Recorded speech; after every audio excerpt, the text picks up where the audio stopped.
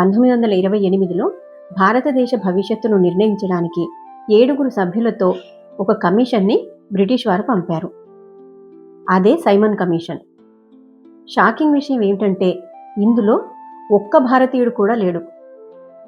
మనల్ని మనం పరిపాలించుకోలేము అని బ్రిటిష్ వారి భావన. దేశమంతా ఏకమైంది. సైమన్ ఎక్కడికి వెళ్ళినా ప్రజలందరూ సైమన్ గో బ్యాక్ అంటూ నల్ల జెండాలతో గర్జించారు. సైమన్ కమిషన్ వల్లనే విడిపోయిన కాంగ్రెస్ నాయకులు మళ్లీ ఏకమయ్యారు.